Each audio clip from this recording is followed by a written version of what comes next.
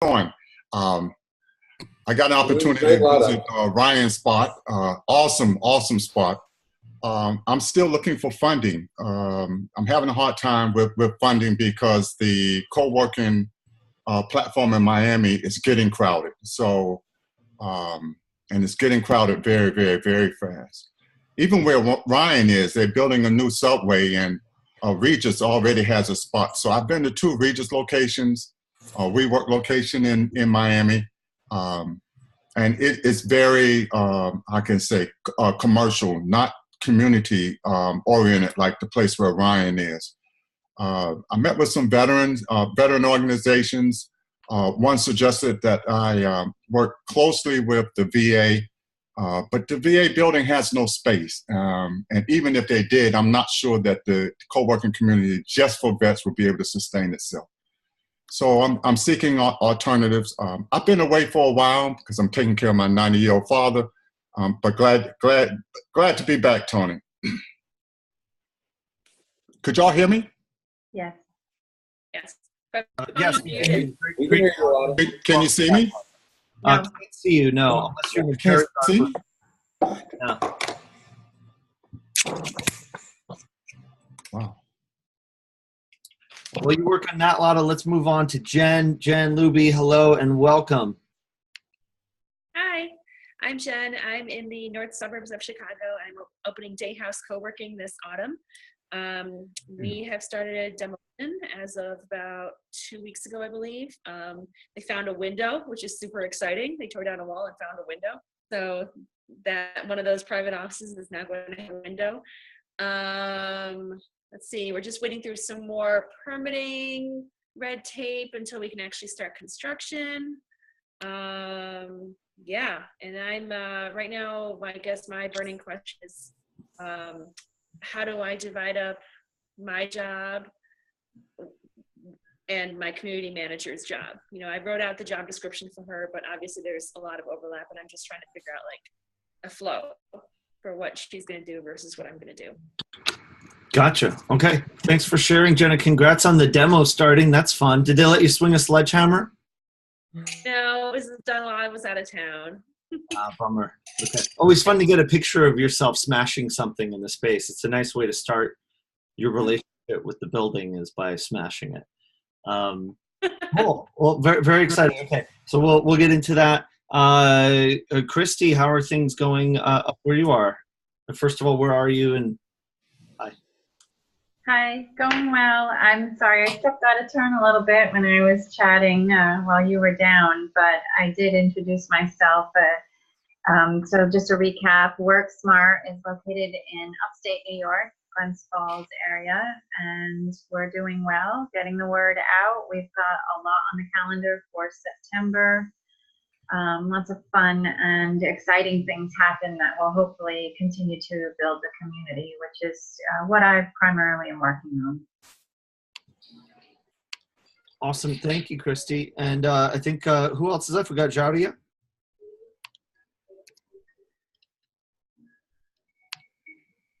Okay, sorry. I started to rename us instead. Hey, Jaudia and Eddie. What's up, guys? So I'm Jaudia. I'm the director of operations at Launch House. This is Eddie, the director of communications at Launch House. And we're a co-working space in the Cleveland area. So we have 2 locations. So Cleveland's kind of split, one east side, one west side location. Last time we were talking to you guys, we were having a major issue with our landlord for our Lakewood location. And I guess that's where we are right now. We found a new building and convinced our partners to come in on it with us. So problem solved for now, hopefully. We'll see how things go. Yeah. So now it's just really about us figuring out how that deal will look like. Okay, awesome. Thanks for sharing, Jaudia. And just to continue that, since that was kind of what we talked about last week and it was a major topic, can you just tell us a little bit more about what's going on? Like, we know there's this new building going on, but you have this old space and partner currently. So is that going to go away, or is that relationship changing somehow? Yeah, so that was the main problem is our partner was already located in that building and had built out his new podcasting studio. So we didn't think he was going to come with us. He already had an established relationship with the landlord, and we just felt like he kind of wasn't showing up for us. Still trying to remain that neutral partner. But the landlord took one more person from us and put them in an office, and he finally got mad. So it was the tipping point. Yeah, we needed that. And so he sent a soothing email to our landlord, CCing all of us. And he did agree to move forward and still come in as a partner for the other building that we're going into.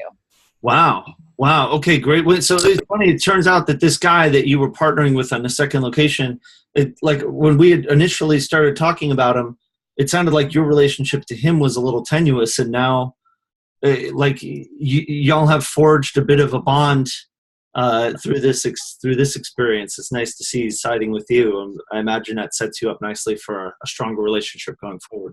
Very much. That's exactly what we needed, was for him to finally be on our side. Nothing like overcoming a little adversity. Yeah. That's our entire story. We may write a blog post about it, so be looking out for it.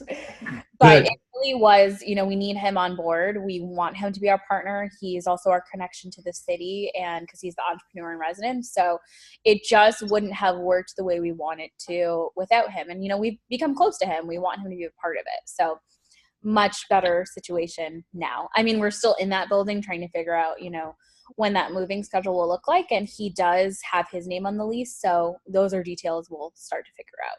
Gotcha. Very good. Cool. Okay. So Jen mentioned she had a question around dividing up the responsibilities between her own job and that of her community manager that she's bringing on.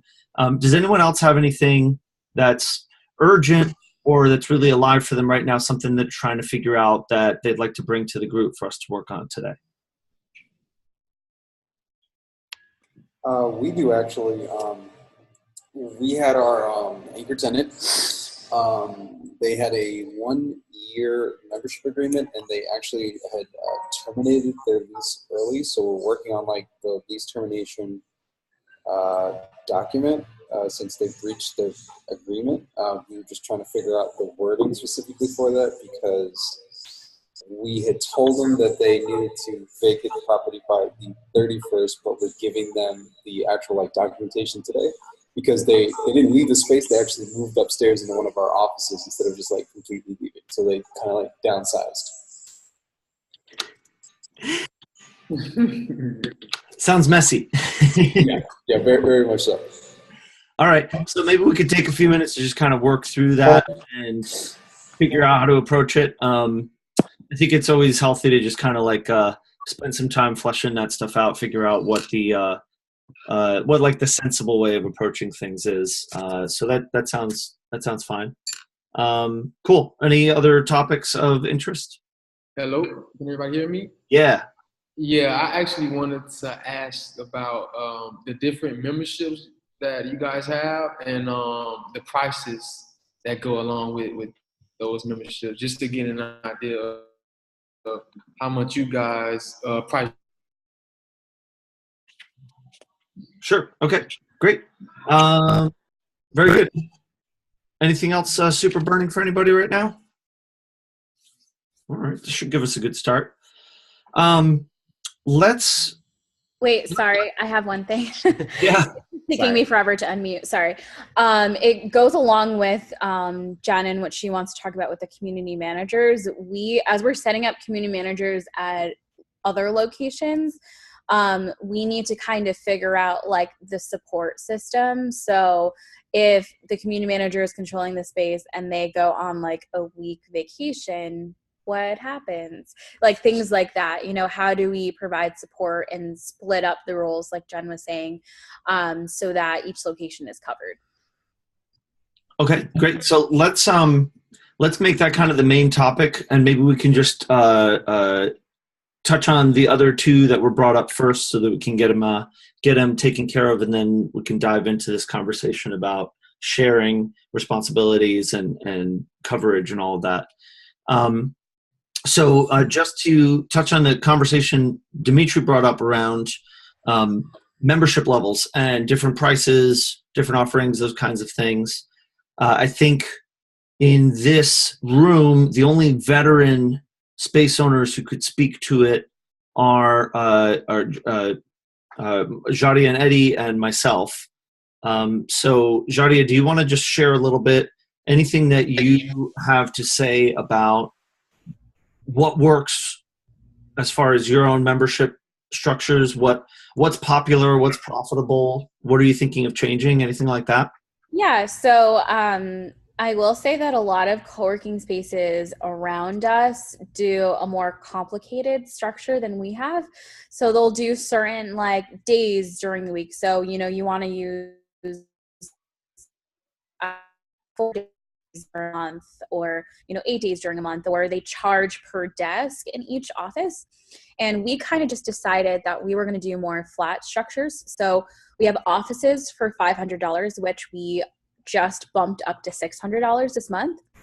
So that's private spaces. They get to put everything in it, close the door. They have a lock, or they have a keypad, not a lock. But then what's under that is the flexible space. So we don't actually have dedicated desks, which is something that we have been thinking of adding.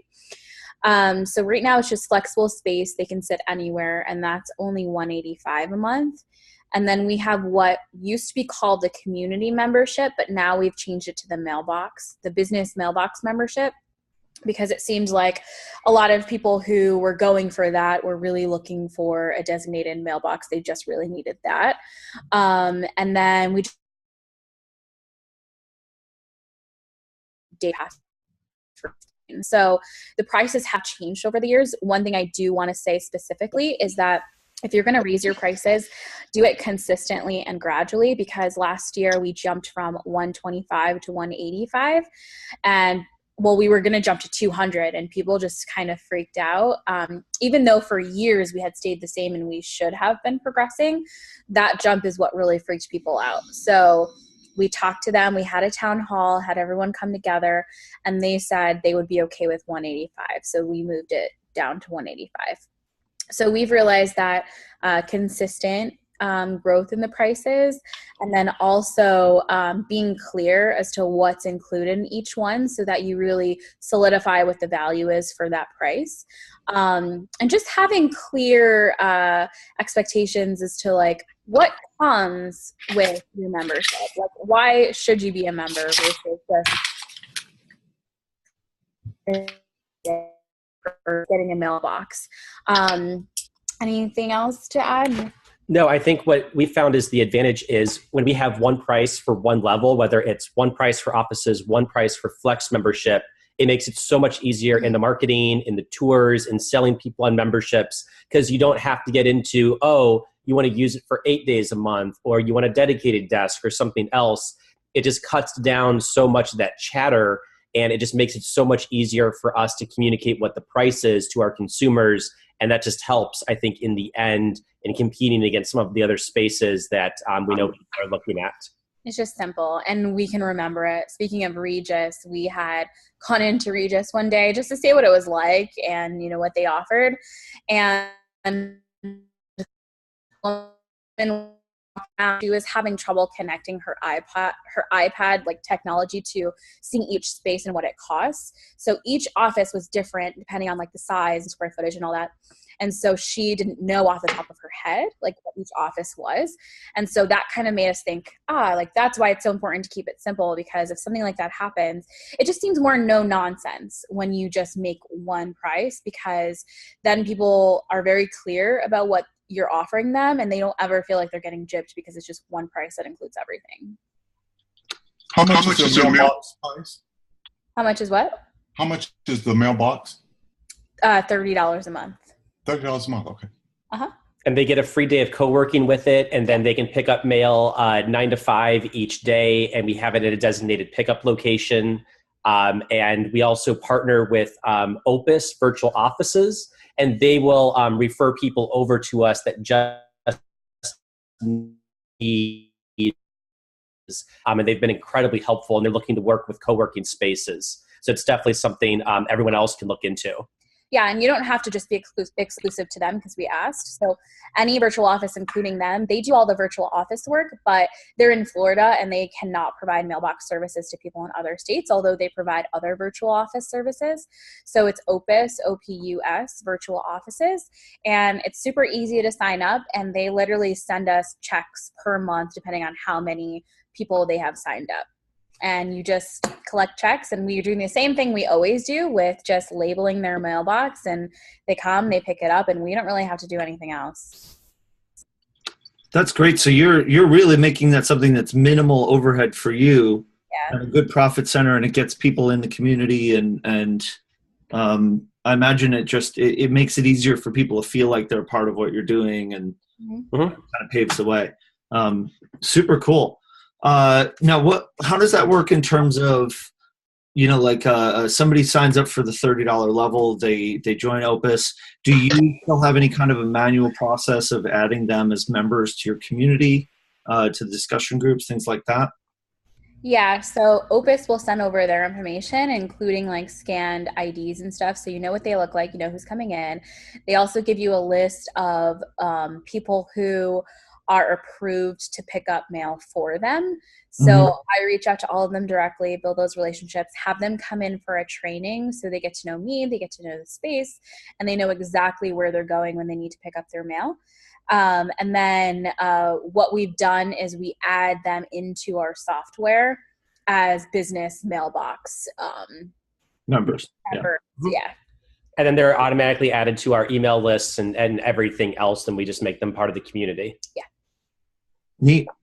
Yeah, I would say it's always good if you can to offer that kind of lower cheaper membership, because it doesn't have much, if any, impact on your physical space. And any way you can make money that doesn't cost you space is a good thing, right? Because it helps to increase the margins. If your business is entirely a matter of monetizing the physical space that you have, then you have some significant limitations to how much money you can make. Whereas, for these guys, you could have people at that virtual level. You could have hundreds of members at that level, and it doesn't matter how big your space is. So that's a terrific win. Good for you guys on that. And not everyone needs space, so we've had a lot of people trying to engage with us that don't need the space day to day. So that's a good way to say, hey, you can still be a part of us. And we notice with that level, people often forget about it. It's just like a gym. If it's very low cost, they're going to forget that it's coming out. Cancellations with that. I'm a member of a artist collective co-working space in the Lower East Side in Manhattan that is, it's totally bootstrapped. It's very rough. And they've been around since 2009, 2010. They've been around a long time. And despite being a retail space in the Lower East Side, which is not a cheap place to be, but I'm a $5 a month member. And literally all it does is get me on the discussion group. But it's so cheap, and I love what they're about. So I figure, sure, I'm basically donating $5 a month, right? But I get to find out about all the events that they have going on, and I get to be in those discussions. And I have no idea how many $5 members they have, but I wouldn't be surprised if it was 1,000, right? It could be a lot of people who are just in the same boat as me, who are just kicking in $50 just to say that they're, supporting this thing. So you really can't overestimate the value of that. And also there's such a huge market of people right now. And this is something that I am so passionate about. Most of you know this, if you've sat with me here before, is that there's a lot of people who don't need office space, who want to be a part of a co-working community, not for the workspace, but for the community, but for, the belonging. And those people tend to not be the kind of people who are going to drop many hundreds of dollars a month to rent a desk, but they might pay something just to be a part of a really awesome community that gets them that sense of belonging.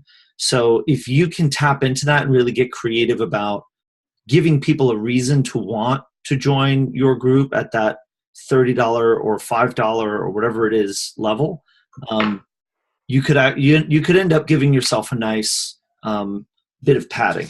I don't know that anybody's really making a whole living off of it, right? Because you need a whole lot of 5s or 30s to do that. But if it's worth investing in thinking about how to approach it in a good way, just because those people tend to last a really long time, and over time you can build them up. So, if you give a tour to somebody, chances might be, 1 out of 5 convert to a $5, but it might be, chances might be 4 out of 5 you convert them to a $5 member. If you give 1,000 tours in a year, you might end up with 800 people giving you $5 a month, which is, pretty good. So I'm making those numbers, but you get the idea. It's not total madness. It does help. And it also provides you kind of a pipeline for getting more members, because those people will more easily trade up, and they will also spread the word. So I would say that it's more valuable than the direct revenue stream shows because of those other kind of bits of engagement. But Dimitri, we kind of got off on a bit of a tangent on the membership levels. Is that valuable to you? Do you have kind of a follow-up question there? No, I think that was very informative for me to hear, because I'm determining if we should switch our prices too. So I was just trying to get an idea of what everyone else was pricing their membership levels at. So this was very informative for me. So that was very good to hear. I appreciate that. Sure. I have a clue what I want to do now. I just want to add, sorry, Dimitri, you're in Miami, right? Right. Okay, so we're in Ohio, where the cost of living is a lot cheaper. People get paid a lot less. You can charge.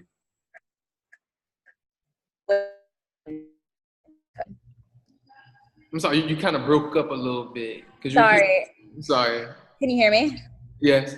Okay, so we're in Ohio, where people make less, the cost of living is lower. You in Miami could charge astronomically more than we do. Okay, true. Okay, thanks. You're welcome. I'll also say, just to kind of put a bookend on that bit of the conversation, what I found, and I mentioned this fairly recently, is that the people who can rent offices and desks tend to be running businesses that have been making money for a little while, and they're able and willing to pay kind of a market price or even a premium on the market price for what they need to run their business. So if you're thinking in terms of the personas of the different kinds of members you have, that's one side of it, where they tend to be established, they tend to have a budget, that tends to be pretty well developed. But then on the other end is kind of the freelancer, the person just getting started, and that person might be very, very budget conscious, where they really want to be a part of what you're doing and they get a lot of value out of it, but they don't necessarily need the office space as much, and they can't afford as much.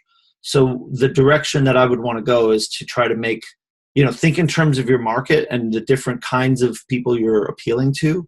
And if your model's similar to what I just described, then you might want to have that, affordable options, that are made to really be accessible. And then the premium options for the people who are, in a position to really pay for those premium options. So the line for me is the permanent desk. If someone's renting a permanent desk, odds are very good that they're doing well with their business and they can afford to pay a fair price for it. And so I wouldn't go cheap on a permanent desk. I would go cheap on, lightweight stuff that just gets people in the door and they just want to come hang out and work on their laptops every now and then. Like that, I could go cheap because that's what that market is, and it doesn't cost me as much. The dedicated desk costs me a lot, and the people who want it are able to pay the appropriate price. So that's one kind of rule of thumb that might help. Okay, thanks. Yeah, cool. Awesome. So let's do, if y'all are cool with it, let's do a quick conversation about this anchor tenant issue and how we kind of deal with these sticky wickets around legal challenges and paperwork when these things happen. And then we can talk a little bit more about the division of labor. Ryan, do you want to just explain to us again a little bit about what's going on and what you're trying to figure out now? So actually, I'll start by trying to reflect what I heard before, which is that you have a tenant that signed a year contract, but they're now downsizing. So they're not leaving, there's still going to be a customer of yours, which is really important to have in mind. But they're also breaking the agreement that they had in terms of holding a big, valuable, expensive piece of your space that you're now going to have to figure out how to rent, which is going to cost you time and money and resources. And so you're trying to figure out kind of how to handle that process, the fact that you have a tenant that's breaking an agreement but also staying a customer, which is kind of rare. Yep, that's pretty much it.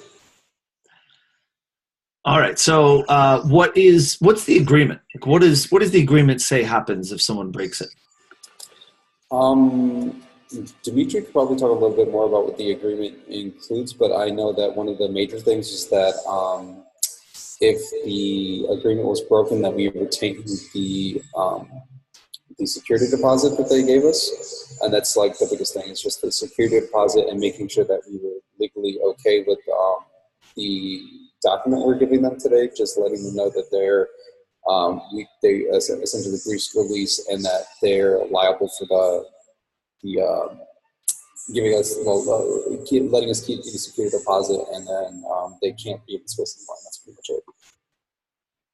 What was that last bit? They can't be in the space anymore? Well, I mean, in the office space, which is our anchor tenant space, they are not supposed to be in there anymore. I see. Like once they're not paying for it anymore, they can't use it anymore, right? Yeah, pretty much. Yeah. Okay. And is there an issue around notice, like how much notice they have to give you, or that you have to give them? No, I don't believe that was an issue. The other thing is that we were just trying to make sure that we weren't, I guess. Yeah. Let me. Okay. So. Yeah. Let me explain it a little bit. So what happened was that, okay, the member, they said, they're leaving after, this was July, so they left after July ended. But they asked for a notice like around the ending of July. It was pretty much the end of July. Just for document purposes, they say. I just need it for document purposes. And so when I was, going about writing up the termination, the agreement termination form, I was a little confused because on it I put the date of notice, it was around the endings of July. Actually, this was in August, actually. July had already ended. And so when I was creating the termination agreement form, I put date of notice, but the date of notice would be in August, but the day that their membership ended was July 31st. So if I'm just giving them the notice in August, it kind of, let's just say if the member wanted to get a lawyer involved, then it's like, okay, why did you guys give them the notice in August, after the agreement had already ended, on July 31st? Yeah. Okay. So is the issue that they may want to stay longer, like they may want to stay for the month of August in that space? Well, no. What I'm worried about, it's not really that they're fine with moving, with downsizing to the smaller office. But my whole thing is the membership security deposit. If they wanted to, because in our agreement, if you breach the agreement, we keep the security deposit. But now let's just say they wanted to, they like, I want to get my deposit back. You never really know what people want to do. So I'm worried that they can possibly, either get a lawyer involved, or not really them, but just for future purposes. Like maybe if they want to get a lawyer involved or something as well. Yeah. So when was the agreement supposed to end? July 31st. Well, they had a 1-year agreement that was supposed to go further than that, though, right? to December, but Okay. it ended in July 31st. Right. Okay. So I think basically what a lot of this comes down to with all legal things is the lawyer related stuff, like the legal concerns happen if all forms of diplomacy have failed. And so what we want to do is we want to maintain lots and lots of buffer room between where you are right now and a legal battle. And the way that you do that is through good, healthy communication, right? And so I don't know what your relationship is with this tenant or with the person in charge there, Right. or that you're able to maintain good, positive contact and able to kind of have it be a conversation. The more likely everybody will come away able to feel okay with the situation. And one of the ways that you can do this when you have a potential scary thing like this deposit is to be able to go to him, and you have multiple people here, right, who can kind of play a little good cop, bad cop, right? Because I don't know, maybe Dimitri, maybe you're a little bit newer. You could go to him and say, hey, so I'm drawing this up. I just want to make sure this is all clear with you. Since you're terminating early, the agreement says that you're going to surrender the deposit. And so that's, basically what we're going to, end up sharing with you. And hopefully the person says, yeah, okay, that's what I was expecting. If they say, oh my God, no, I had no idea. I thought I'd get my money back. And you say, oh, okay. My understanding is that you weren't expecting to lose the deposit. So let me get back to you so we can talk about what to do. And then you can kind of regroup. What we want to do is keep this from being contentious. So you're listening to what they have to say, and then you're going to process it, and we're going to come back and we're going to figure out what to do, right? And so we always try to stay on the same side, even if this is kind of a contentious back and forth, to say, okay, we're both committed to figuring this out, so let's figure it out, right? And I think as long as you do that, you'll be fine. It sounds like they, are being understanding. And you're in the right. Like, the agreement is that if they break it, you keep the deposit because it's going to cost you money. This is an anchor tenant space. You depend on it to operate your business. And, the whole idea of somebody leasing a space with an agreement is that you can count on that income to operate your business. And if suddenly that income's not coming in anymore, then it could threaten the integrity of your business. So you need time to be able to rent that space to a new tenant. And in the meantime, the security deposit provides you security to help you to stay in business during a time when the loss of that income could otherwise endanger the business.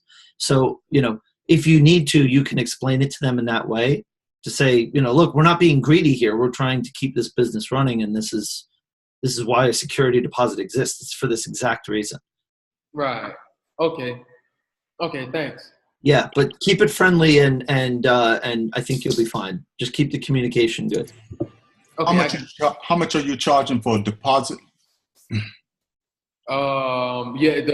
deposit, depending on which membership you have, it's the same as the monthly membership fee.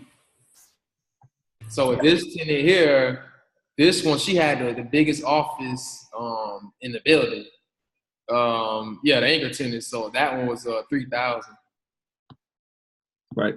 So it's a non-trivial sum for you and for them. So finding the best way to resolve that is great. I would also add, if just in case we don't get to talk more about it, if it becomes an issue, one of the things you may consider offering, and wouldn't do this at first, but just to have it in the back of your head as a possibility, is that if you can get that office rented sooner, then you're getting the money, and you may be able to prorate their getting some of their deposit back to them. So if, for example, and then that motivates them to help you find a new tenant. So for example, you get a new tenant into that space by August 15th, then you're getting paid, you've got a new tenant, and you're happy. So you don't need to keep all of their deposit. You could just keep half of it for the half of August that the office was unrented, right? So then that's a way of saying to them, like, hey, you can you can rescue some of your deposit if you help us get a new tenant. So one thing to consider offering up if things become challenging.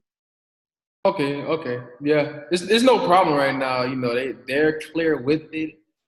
It's just, I just wanted to kind of know for myself, you know, what's the best thing to do in these situations. Yeah.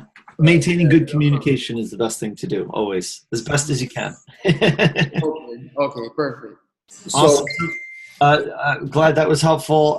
Let's just spend as much time as we can talking about that final topic, which is around division of labor and who does what when you're hiring someone. Jen, you brought this up initially, so maybe do you want to just kind of loop back with us and tell us a little bit about, are there specific questions that you're trying to answer, you know, specific responsibilities that you're considering, you know, who needs to do what? Do you want to just kind of give us a little catch up on that?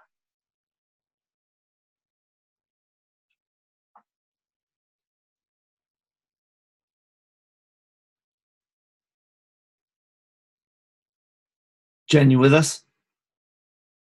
I'm unmuting you. I'm trying to unmute you, but I can't. I'm muted. Can you hear me? Yeah, I can hear you now. That's weird. Yeah, I'm having a lot of problems with Zoom too. Like right now, you're kind of like on your side, and I can only see a few people. But anyway, can you hear me now? Yeah. Go for it. Okay, because you're frozen on my screen.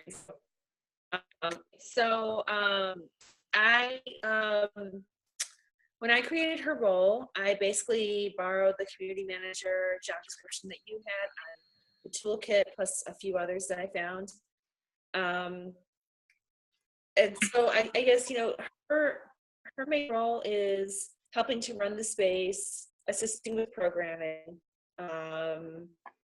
and kind of really being like the warm fuzzing in the heart of the space. And then I'm seeing myself as doing pretty much everything else, especially on the administrative side, you know, the big decisions. But I don't know, on a day-to-day basis, I'm not, I can think of it, you know, conceptually, but on a day-to-day basis, I'm having a hard time narrowing down exactly what's going to happen once the space is open. Gotcha. Okay. So do you have a sense of who's, I feel like in my mind, it always starts with who's sitting at the front desk when I walk in the door. Do you have a sense of the answer to that question for starters? It's mostly going to be Jessica. She came up with the title Community Engagement Director, so that's her title. It's mostly going to be her. You know, I think there's going to be times where she needs to do a deeper dive into whatever work she's doing, and then she'll want to move to another spot in the space, in which case I'll come and sit at the desk, or one of our ambassadors once we get that program going. Okay. Cool. So you've got 3 levels that you've described so far. You, Jess, and the ambassadors, right? Right. Okay, so all right, so this is basically the format that I use as kind of my starting point with a co-working space in general, which is you've got the person running the place, or people if there's partners. You've got somebody in the middle who's kind of a manager of that space, whose job it is to make sure everything's going well. And if you don't have anybody beneath them, then that person's the one at the front desk. They're changing out the coffee filters, whatever it is. But as soon as you are able to, you want to try to build out this lowest end of people who can be at the front line, sitting at the front desk, running out and picking up more coffee beans when you run out of coffee, like all of that stuff, right? And we've talked about the programming that you can develop to get these people into your space without it costing you money. But you can also do a model where you pay these people. But yeah, that sounds like, I mean, it sounds like you've got a pretty good starting point there. I would say that what you want to try to do is, as much as you can, you know, you try to like take as many of the operations things and move them down as you can, and as many of the high level business things and move them up as you can. So, you know, you're going to need to be doing stuff that's operational, but you want to be trending away from that. So keep track of what's going on, week to week. Maybe if you have like a weekly stand-up, 15-minute check-in Monday morning with the team, just to say, how'd it go last week? What are we doing this week? What are the major burning questions we need to figure out? And then whatever topics come up that need further discussion, you note those and then you sidebar after the stand-up, right?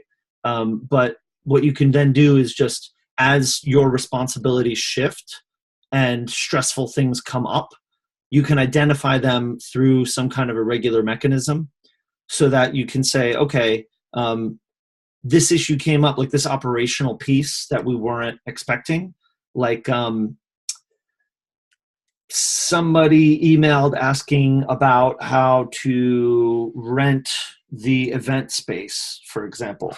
And it's something that Jess doesn't know if she can do that. And she doesn't know whether she should try to handle it or whether you should try to handle it. And neither do you, right? So then you could say, okay, event rental inquiries, what do we do about these? And you find a time to be able to sit down and go through the list of stuff that hasn't been figured out and come up with a plan for how to handle it. And then if your plan works, then great. If your plan is not perfect, then you'll identify the next problem that comes up and then refine from there. So I'd say if you're able to come up with a consistent construct for identifying the operational foibles and designing solutions for them, then whatever comes at you will get resolved as it does. And that's particularly helpful for stuff that falls through the cracks. Because a lot of times stuff falls through the cracks and then it's like, why did that fall through the cracks? And it's because nobody knew whose job it was and everyone was waiting for somebody else to do it. So as long as you have a systematic way of identifying those things as they come up, less things will fall through the cracks or they won't fall through for very long. Gotcha. That makes sense. Cool. Your signal sounds like it's fading, but maybe Jadia, do you want to add a little bit about what your situation was and any kind of follow-up question based on what we were just saying?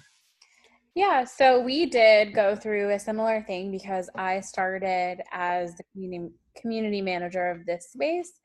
And as we started to really grow and then take on other locations, we hired someone to be the community manager of this space because I started doing really high level things in the business and then also had to do the day-to-day stuff at the same time. And it was just really difficult for my brain to switch back and forth like that.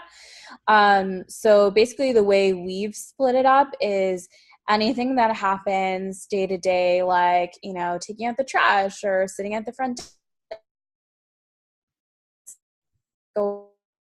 giving a tour, like that kind of stuff, she handles. I've also had her take over. I did most of the events for the rest of the year already for this location, but we had a few openings, so she's completely empowered to fill those herself. And then she runs the events too. Yeah, so she runs the events too. So our issue, I think, is for our other location right now and the one that we're also in negotiations for, we don't have a community manager there. So I've been kind of running back and forth in the meantime, but we're certainly going to get one.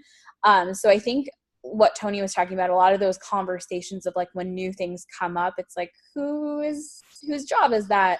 We have those conversations still all. The problem we're running into is we're kind of stepping away. Like, we're now more Lunch House the brand, and I can't be at each location every day with the community managers. So it's really about, like, if we just have a community manager at a location, who's there to support them when something inevitably happens? They go on vacation, they get sick. I can run down to our locations right now, but what happens when we start expanding outside of Ohio and I can't just get in my car and go there on a sick day, So we've been trying to figure that part out, like who supports them, what happens, because we can't necessarily afford to have multiple people staffed there, like full-time people. So just kind of ideas on that. And we don't have like vacation policies or sick policies or anything right now, which is something that we're trying to work on. To kind of negate the ill consequences of what I'm talking about. So any advice would be fantastic. Wow, that's a really interesting challenge. I think at that scale, you have to be thinking about. So like at different levels of scale, you have different challenges, right? When you're just getting started, I remember when I was starting, like the first couple of weeks, it just happened to be that the other people I was working with just weren't physically in the space at the time, you know, because they were just more like collaborators than employees or business partners. And there were times when I was sitting there running the space by myself and there was no one there. And I was like, wow, I have to go to lunch. I have to go to the bathroom. Like, what do I do? Do I close the place? You know? So, you know, then you find like one other person to help you cover the you know, for the day. But once you get to a scale where you have multiple locations, then you have to think about, you know, how does coverage get distributed across a space in a given situation? And I think that's a matter of stepping back and designing it. You know, maybe just some Post-it notes and some brainstorm sessions, right? So that if in a given space you've got, you know, like the ambassador level people, and maybe those people, maybe there's one of them on the payroll, you know, maybe there's like one person who's getting paid like a small amount of money to kind of, you know, be more consistent or something like that, that they can kind of hold down the fort. So they can't do high level stuff, but they can do kind of low level stuff, that kind of thing. So if this person takes off and this person's not on site, right, that, you know, these folks can hold down the fort, but then in location number 2, you know, somewhere adjacent in another neighboring town or across the street or whatever, that the person at this level is kind of on call to help out these people if they need.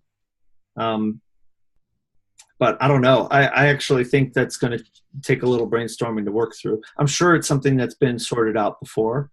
You know, I mean, other spaces have done it, but you may need to just think that through and come up with a plan. It might also be that you need multiple paid employees who are capable of doing this job.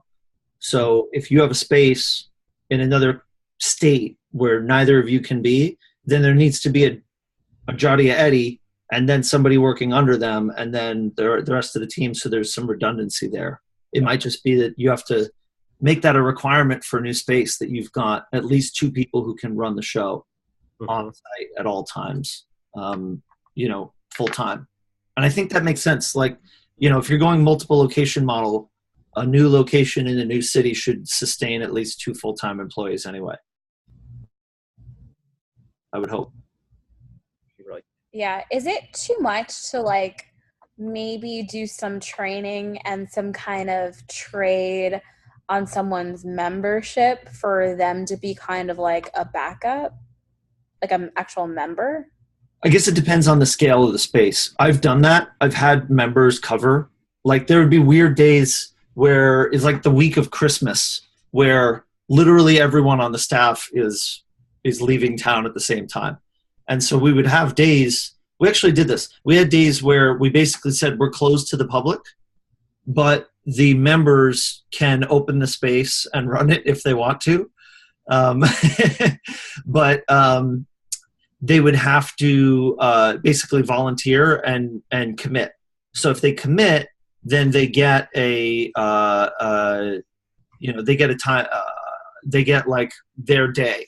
And it would be like a friend or whatever, you know, like somebody that we've known for a long time. And that would be their day that they help run the show. But I really don't want to count on it. You know, like that's only for those weird situations like Christmas week. Otherwise, you know, you don't want to count on that for a longer term thing. The thing with volunteer, like anyone who you're not paying them cash, even if you're trading membership, is that it's very easy for them to say, hey, look, I'm busy. I can't do this. I have to pay my bills. A client asked me to come in and I can't do this anymore. And they might give you no notice for that. So you can't have your business depend on it. You know, I would say it's probably, better if you're able to spin up someone at a lower level that you're paying them and then training them to be kind of like a junior manager or something like that. Okay. Hey, I have a question. I have Sure. a question. Can you guys hear me? Yeah, we can hear you. We're at the end of our hour, but ask it real quick. We'll see what we can do. Okay. How much should anyone charge a community manager? Like what range? What price range should that be at? Oh, for paying them? Yeah. Yeah. So it depends a lot on your scale and kind of like what so like different spaces have different ways of treating this hierarchy, right? WeWork, for example, or one of the scale level spaces will pay these people and call them community managers. And those are the people that sit at the front desk. And that's a pretty entry level, like 30 to 40K level thing. You could search on Glassdoor and you could see the exact amounts that people pay on salary for a community manager at that level. And then this person becomes like the building manager, and they make a manager's salary that's significantly more. It's not lucrative, but it's better. And then this is more like, management, like upper level management, the corporate, right? So in that model, that's kind of how it works. What we're talking about kind of in what we've been talking about is one where maybe this is like one of the owners of the space. Maybe you've got a couple business partners here. This person is that kind of like operations level person where they're you might call them a community manager, but they're more like a building manager. They're more like a person who has management responsibilities. So you would pay them more than that, like 30 to 40K level, maybe. Because you're going to trust them to maybe help you really run the place. And then these people, you're maybe not paying them at all, or you're offering them like free membership or some other concessions. Yeah, I would say do some research on, in your region, what the salaries are. And that's kind of the vibe that I would give you, though. Okay, cool. Thanks a lot. Yeah. Yeah, thanks, Tony. Awesome. All right, everyone feeling good? Feel like we're going to have an exciting week? Awesome. If you don't do anything more on co-working day, anything formal, at the very least, bring in some muffins or something just like really simple and fun. And take some time to acknowledge it. It's a special global movement we're all a part of, and it does merit a little bit of time to celebrate.